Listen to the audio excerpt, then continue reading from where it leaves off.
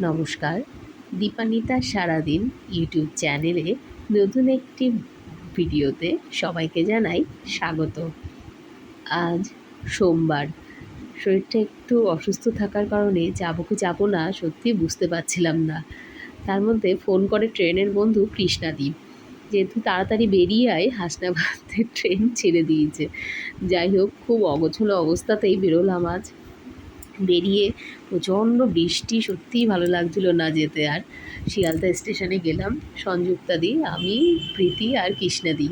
গিয়ে আমাদের যথারীতি পছন্দের প্ল্যাটফর্ম 10 নম্বর, ওখানে বসে চা খেলাম। আর পেলাম অপ্রত্যাশিতভাবে অ্যানিভার্সারির গিফট, একটা খুব সুন্দর kurti. Thank you so much সংযুক্তাদি, কৃষ্ণাদি, প্রীতি। কুর্তিটা আমার ভীষণ পছন্দ হয়েছে। তোমাদের এই যে ভালোবেসে একটা কুর্তি দেওয়া, মানে আমি খুব খুশি হয়েছি। Thank you, thank you, thank you.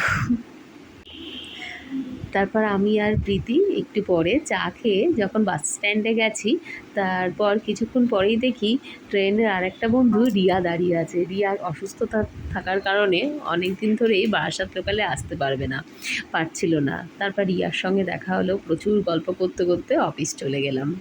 অফিসে গিয়ে সারাদিন কাজকর্ম করে বাড়ি ফিরলাম যথারীতি। সেই বৃষ্টি যেন আর পিছু ছাড়ে না। বাড়িতে এসে বিহানকে নিলাম।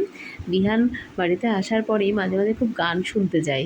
আজকেও তেমন মিউজিক সিস্টেমে গান বাজছিল, ও আর আমি দুজনই দুলছিলাম, আর দুজনেরই এত ঘুম পেয়ে গেছিলো তো বলার নয়।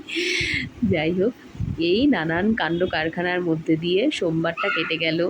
শরীরটা খুবই দুর্বল এখনও। এই যে ভাইরাল ফিভারটা যাদেরই হচ্ছে না, তাদেরই শরীরটা খুব দুর্বল হয়ে যাচ্ছে। তার জন্য সবাই খুব সাবধানে থাকবেন আর সুস্থ থাকবেন।